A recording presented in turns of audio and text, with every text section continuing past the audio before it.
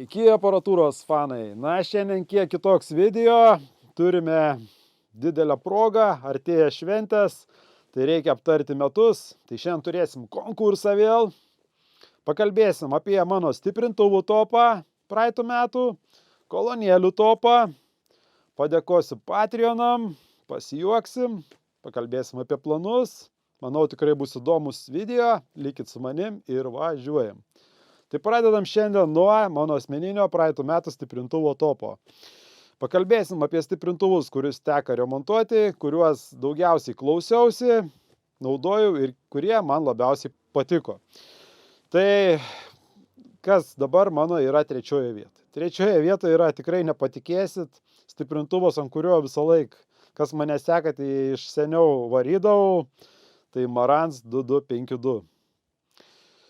Na, eina metai ir šis stiprintuvas man vis pradeda geriau skambėti, ypatingai gerai labai groja su juo klasikinis rokas. Ir pati 22 serija Marantz, kaip žino, tikrai yra meno šedevras ir kūrinys. Manau, niekas to nepaneigs. Tai įspūdingai tikrai atkuria tvarkingas aparatas roką klasikinį. Mano nėra visai tvarkingas, bet tikrai groja puikiai. Ir, kaip minėjau, žiūrisi jie, tikrai papuošia namus. Antroji vieta. Kas antroje vietoje? Kaip galvojat? Nu, kadangi esu NAD fanas, tai kas gali daugiau būti? Tai seniausias NADas mano kolekcijai, kurį turiu ilgiausiai, tai NAD Model 160A. Tai NAD stiprintuvas, kurį turiu apie 3 metus. Jį pirkau iš Vilniaus, restauruota, niekad neremontavau, buvau pradaręs pažiūrėti vidų. Skamba tikrai super, už Marantzą skamba. Na, žiūrint, ką klausysi, skamba geriau, bet rokas tikrai ne, bet džiazas, gitarykės, akustinė muzikėlė, NADas tikrai yra tai, ką galima klausyti, plus labai gerai atkuria sceną ir viską pastato į vietas, tikrai puikus stiprintuvas. Na ir niekam nestaigmena, pirmoji vieta tai yra Thule IA150B. Na, kadangi nusipirkau antrą, tai atlikau jau remontą, dabar testuoju savo dirbtuvėse, sudėjau galingesnius filtravimo kondensatorius, tai 22 000 mikrofaradų, remontas buvo iš pigių dabar kondensatorių, pradžiai susirinkau pasižiūrėti, kas bus, ir tai man kainavo pačiam viską darant 50 eurų. Kaip jūs galvojat, pigu? Pačiam remontuojat. Tai pagalvokit, kiek meistras galėtų paimti, jeigu taip su kokybiškais kondensatoriais, kiek galėtų kainuoti. Manau, apie 150 eurų kainuotų kondensatorių vien pakeitimas 4 vienetų. Bet kaip jis groja super. Tai dabar jį ištestuosiu, parsinešiu mano į kambarį ir namuose atliksime su kai kuriomis skirtingomis kolonėlėm testus, palyginsim, manau, nufilmuosim apie tai video. Na, einam prie kolonėlių topo praeitų metų. Ką turėjau, kas patiko, ką klausiau, tai pradedam nuo mano vasaros projekto Fonor P30. Kas žiūrėjote, kaip restauravau šias kolonėlės? Vokiečių high-endo. Tikrai nebuvo viduje beveik ką su jom atlikti, nes kadangi viskas buvo labai teisingai padaryta, daugiausiai dirbome su korpusais, tai buvo pirmas mano gyvenime projektas, kur buvo dažoma, špakliuojama ir taip toliau. Puikiai pavyko, jos dabar groja mano salione, kadangi salionas mano akustiškai yra labai prastas, na, tikrai yra daug garso duobių, jos skamba ten neblogai, kas labai mane stebina, o aišku, šioj patalpoj tai tikrai skamba idealiai ir tikrai vienas iš tų geriausių kolonėlių. Nu, topė asmeniniam, ką esu turėjęs per visus metus, būtų top 30, top 40 maždaug. Tam topė būtų, sunku būtų pasakyti, su kuo maždaug lygiuojasi, bet manau, kažkada dar apie jas daugiau pašnekėsim. Antroji vieta. Dar vienas mano praeitų metų projektas. Kaip matote, visos mano kolonėlės yra topė mano projektai ir apie kurias buvo filmuoti video. Tai Toshiba SS41. Tai kolonėlės, kuriuom modifikavom, atrestauravom filtrus, dampingavom korpusus. Ką dar mes su jom darėm? Dar kažką darėm. Atlikom daug testų. Tikrai tos kolonėlės su kompresiniais aukštadažniais, vintažinės, kurios tikrai labai gerai skamba. Dabar esu jas pasidėjęs, taupau, laukiu, kada atsibos, dabar klausau monitor audio pigių kolonėlių ir paskiau užsidėsiu, bus ant kalėdų. Vau, tikrai bus vau, nes žinau, kaip jos skamba, bet norėjau paprasčiausiai pailsėti nuo jų skambesio, kažką paįvairinti. Na ir pirmoji vieta, tai kolonėlės, kurios būtų mano asmeniniam top 10 mano gyvenime, kas turės iš kolonėlių. Tai JBL 4730. Gaila, kad pardaviau, tikrai labai gailiuosi. Tai vienas iš tų kolonėlių, kurias gaila, kad pardaviau, tai JBL 4730, ušeriai turėjau kažkada. Na ir ko gero dar būtų Focal Electra. Tai tokios 3 kolonėlės, kurių gailėjausi, kad pardaviau, tai tikrai labai gaila šių JBL-ų, nes jie aukštą dažnį ir vidurį atkuria tobulai. Tai tikrai galėčiau statyti su Focal Electra į tą patį lygmenį. Šioj patalpoje tikrai jos grojo viva, scena, viskas. Tiesiog ir gilis, ir plotis, viskas. Tiesiog superinės kolonėlės, tikrai. Jeigu bus kažkada proga, kažkur rasiu, gal tas pačias pavyks atpirkti dar. Na, žiūrėsim. Reikia eiti prieki, nes jeigu čia prisisandėliuosiu, tai greitai nebebus kur filmuoti ir video. Dabar irgi studiją reikėjo įrengti šiam filmavimui. Buvo tikrai iššūkis. Tai dabar einam pakalbėsim apie konkursėlį gal. Kaip galvojat? Tai testeriukas.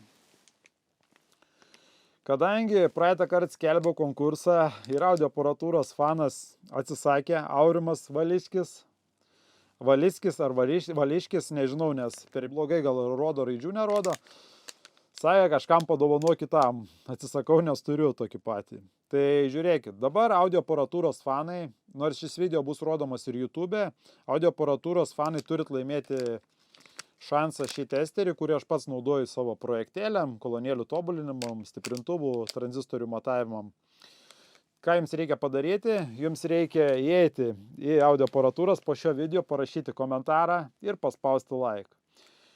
YouTube šis konkursas nevyksta, nors šiam video matote, ką kalbu, bet tik audio aparatūros puslapio fanai gali laimėti, kadangi audio aparatūros fanas atsisakė šio prizą. O YouTube, kas laimėjo tą testeriuką, tai jau išsiunčiau, žmogus gavo, padėkojo, yra patenkintas, tikrai. Tai va, parašykit komentarą, paspauskit like po šio video ir turite šansą laimėti kalėdų proga testeriuką, kurio buvo atsakyta.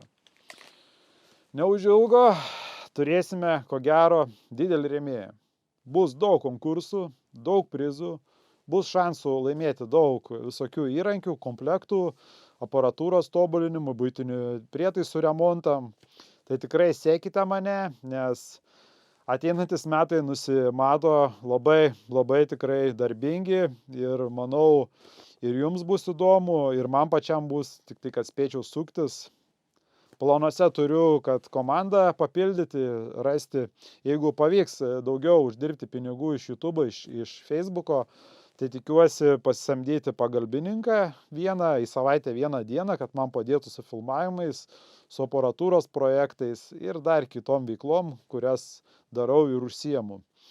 Kaip žinia, žiemą aš daug su aparatūra, mano pagrindinis hobis, nes viskas namuose, kieme šitą mano studiją.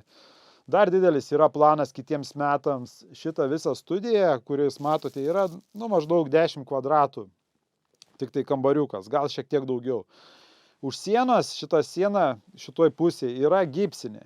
Aš ją išgriovęs, planuoju visą studiją išplėsti ir įrengti ir gausis apie 20 virš kvadratų plotas, kuriame bus vien filmavimam, fotografavimam ir bus vien audio aparatūros perklausų kambarys. Tai čia visi fanai galės atvažiuoti, atsigerti kavos, padiskutuoti, rengsime perklausas, atsivešit savo stiprintuvų, savo kolonėlių, klausysitės mano aparatūros. Tai manau, ateityje visiems fanam tikrai bus labai įdomu. Paskaičiau maždaug, kad reikia nuo 2 iki 4 tūkstančių eurų. Šiuo projektu maždaug užsiimsiu nuo kito rudens, kadangi dar dabar per aparatūrą, per YouTube'ą, per visus šios projektus. Reikia ir įrangą atsinaujinti, daug visko, ir technikos, ir kamerų, ir mikrofonų. Na, labai daug visko reikia turėti. Tai dabar esu šiek tiek skolose, bet turėjau priimti šį sprendimą, ar eiti į priekį, ar toliau filmuoti su prasta kamera. Reikia turėti ir kelias kameras, ir apšvietimo sistemas. Kaip matote, vaizdo kokybė tikrai pagerėjo. Tai kam nesunku, prašau, prisidėkit prie audio aparatūros projektų, Patreon'e, PayPal'e, pridėsiu savo sąskaitą. Atėjo laikas dabar pakalbėti apie kitus planus. Noriu pradžiai padėkoti dabar, pasijungsiu, palaukit nuotraukėlę, kur akivaizdžiai matosi. Pirmiausiai padėkos, kas prie S90 kolonėlių projekto prisidedat. Tai neužilgo vėl filmuosim daug video, dabar bus apie S90 vėl, nes jau pribrendo laikas, jau viską susiplanavęs, tai toliau filmuosime video. Daugiausiai pinigų paaukojo S9 projektui Vytautas Martišius. Martišius ar Martisius, kadangi Patreonas nerodo, nežinau, atsiprašau, jeigu netaip sakau. Tai atskaičius mokesčius gavos beveik 44 eurai. Tikrai labai didelis dėkui, super. Tikrai superinė parama, už tai, manau, nupirksime aukštadažnius arba vidutinio dažnio garsiakalbius. Buvo kas paukojo 10 centų, irgi dėkui. Aurelijus Laibakojis, ačiū ir tiek. Irgi džiugu, kad prisidedate. Suma nesvarbu man yra, aš nesu ant tiek susireikšminęs. Trečias žmogus, kuris paukojo irgi pinigų, Artūras Arcimovičius ar Arcimavicius, rašo taip man, atsiprašau, jeigu neteisingai tariu. Ir po mokesčių gavau 4,8. Na, tai tikriausiai žmogus paukojo 5 eurus, tai tikrai labai dėkui. Tada dar vienas žmogus, kuris paukojo 10 eurų, tai Evaldas Usoris. Tai tikrai labai dėkui, labai didžiulis. Tai kolonėlės šias padėjo įsigyti šiam projektui Mindaugas Karnauskas, jisai skiria 20 eurų. Labai didelis dėkui, dar kartą. Tai jeigu nebūtumėt paukoję šį 20 eurų, šio projekto ir nebūtume ko gero pradėję. Tai dabar, kaip minėjau, neužilgo pirksim aukštadažnius, vidutinio dažnio garsiakalbius. Manau, dabar parsisiunčiau kelias programėlės, atliksime matavimus garsiakalbių, užsakysiu pakabas kolonėliam, tai dabar tokie artimiausi žingsniai su S90. Pakalbėkim apie tolimesnius projektus šalutinius mano, tai turiu lyg 30 plus stiprintuvą, jį reikės servizuoti, buvau jį pasijungęs paklausyti, tai labai tikrai paliko gerą įspūdį, skamba kaip A klasės, nors jis labai netvarkingas, tikrai bus daug, manau, turinio apie šį stiprintuvą, bet toks iš artimesnių mano projektų, ir niekaip neprieinu prie Philips TD grotuvų senų. Tai irgi seni Philipsai laukia lentynui. Lentyna pilna yra senų Philipsų, tikrai daug. Ir manau, irgi prie jų prieisim. Toliau galvoju gal veltis eksperimentų su plačiajuosčiais. Nežinau, dabar mąstau, kas esat bandę plačiajuosčių kažkokių projektų, kur labai gerai suskambėjo, nėra labai brangus. Prašau, galite rekomenduoti. Jeigu domina tokia tema, parašykit komentarą, nes aš tai praeitį esu tikrai konstravęs su plačiajuosčiais ir esu labai tikrai buvęs nustebintas, be reikalo mečiau šį dalyką, labai gailiuosi. Tai jeigu įdomi ši tema, parašykit, pakalbėsim daugiau, nufilmuosim video apie tai. Tai tokie mano planai. Tai ačiū, kas sekat, kas paukojat projektam. Palaikot mane Patreon'e, PayPal'e, prisidedat kitais būdais. Linksmų artėjančių švenčių, kalėdų, naujųjų metų ir susitiksime. Iki.